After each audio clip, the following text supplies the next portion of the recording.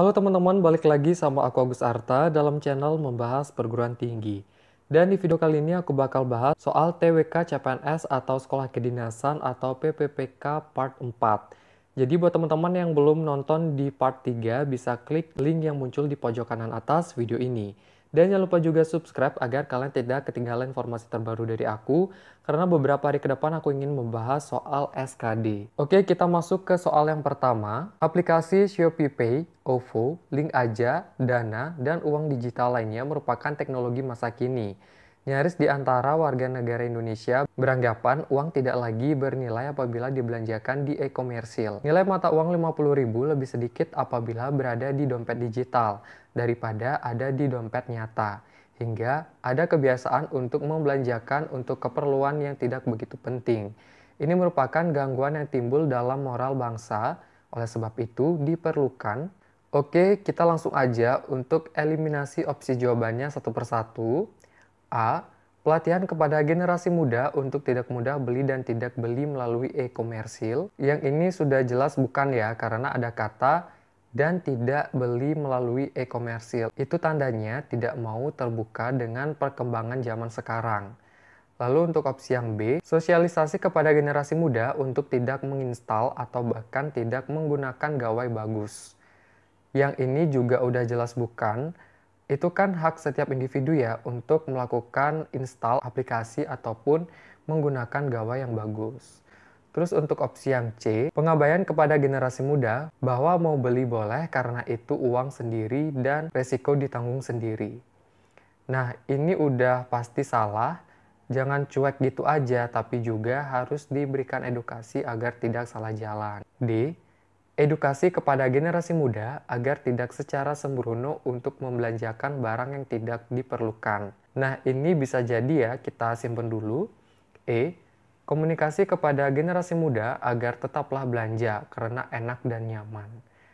Nah, ini juga menurut aku bukan, karena tidak ada memberikan edukasi hati-hati dalam melakukan belanja. Oke, di sini sudah jelas opsi yang tepat itu ada di opsi yang D.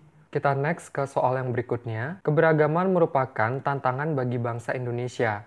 Tantangan ini merupakan salah satu bentuk yang bisa menjadi ancaman bagi integritas bangsa, dengan syarat apabila bangsa Indonesia tidak mampu keluar dari isu-isu yang berbau sara. Apabila itu terjadi, baiknya diatasi dengan... Oke, kita mungkin langsung aja deh untuk melakukan eliminasi satu persatu opsi jawabannya. A. Memberikan pengetahuan dan ilmu kepada masyarakat akan pentingnya mempermasalahkan kebinekaan. Ini bukan ya, karena keberagaman itu tidak perlu dipermasalahkan, sebab keberagaman adalah sesuatu yang pasti dan kita itu tidak mungkin untuk menghindarinya. B. Memberikan sosialisasi kepada masyarakat untuk bangkit dan bangun melihat bahwa keberagaman merupakan ancaman bangsa. Ini juga bukan, karena keberagaman itu bukanlah suatu ancaman. Untuk opsi yang C, mempermasalahkan isu SARA dan perlu untuk dihapuskan dengan cara menjadikan bangsa yang seragam. Ini juga menurut aku bukan, karena nggak mungkin kita untuk menjadikan bangsa ini satu tanpa adanya perbedaan.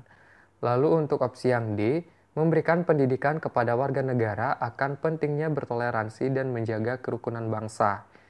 Yang ini benar ya, tapi mungkin kita simpan dulu, kita baca opsi yang E. Membiarkan saja karena bangsa Indonesia susah untuk diajak berdamai dan bertoleransi. Oke, ini yang E juga bukan. Karena membiarkan itu tandanya kalian nggak mau berpartisipasi demi kemajuan bangsa. Jadi di sini udah jelas ya, jawaban yang paling tepat itu opsi yang D. Kita next ke soal berikutnya. Nah, kalau untuk tipe soal yang panjang-panjang kayak gini, mending deh coba kalian itu langsung aja baca di kalimat terakhir. Siapa tahu kan langsung mengarah ke maksud permasalahannya. Ideologi yang mengharapkan adanya kebebasan yang seluas-luasnya ini disebut dengan... Oke, itu udah jelas kan untuk soalnya itu seperti apa. Jadi kita langsung aja untuk lihat opsi jawabannya. A. Ideologi komunis. Nah, kalau ini bukan, karena ideologi komunis adalah paham atau ideologi yang mengacu pada sistem sosial ekonomi, didasarkan pada kepemilikan komunal atau bersama, serta produksi barang. baik di lingkup pemerintahan atau kehidupan. Lalu yang B, ideologi liberal. Kalau untuk opsi yang ini adalah memang jawaban yang paling tepat ya teman-teman. Tapi aku mau ngasih tahu juga untuk opsi yang C, D, E itu apa. Opsi yang C, ideologi Pancasila. Kalau yang ini teman-teman juga mungkin udah pada tahu ya kalau ideologi Pancasila adalah suatu paham yang memang didasarkan pada nilai Pancasila. Lalu yang D, ideologi kerakyatan. Nah, kalau ideologi kerakyatan itu kayak paham atas dasar kebersamaan dan kekeluargaan. E, agama sebagai ideologi. Kalau agama itu dijadikan ideologi ya berarti paham itu berdasar atas nilai-nilai agama. Nah, berarti tadi sudah ya untuk opsi yang paling tepat itu opsi yang B. Next ke soal yang berikutnya.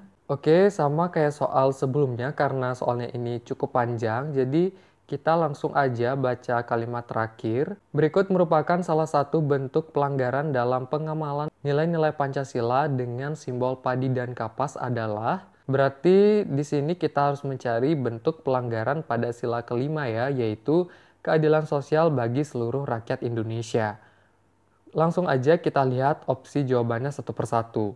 Yang A, adanya pelanggaran HAM pada masa Orde Baru sehingga masyarakat menuntut kemerdekaan HAM yang tertuang pada amandemen pasal 28 UUD 1945 dan terbentuknya UU nomor 39 tahun 99. Kalau ini bukan ya karena pelanggaran HAM itu masuk di pelanggaran sila kedua. B, pudarnya semangat nasionalisme, cinta tanah air, dan rela berkorban terhadap bangsa dan negara akibat masuknya budaya barat.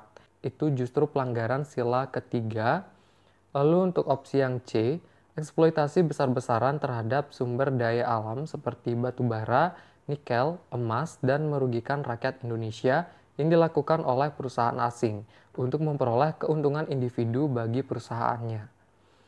Nah, kalau untuk opsi yang C ini adalah jawaban yang paling tepat ya teman-teman, karena yang dirugikan itu adalah seluruh rakyat Indonesia.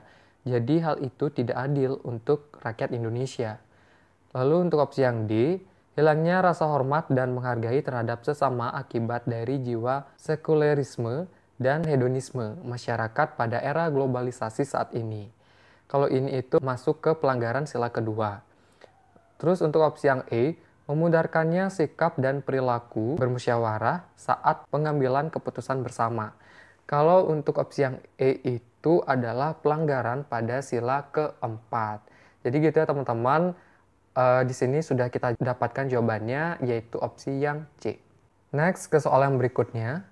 Hukum dasar tertulis dan tertinggi serta merupakan puncak dari seluruh peraturan perundang-undangan dinamakan A. Pancasila, B. UUD NRI tahun 1945, C. Peraturan perundang-undangan, D. Undang-undang, E. Ketetapan MPR.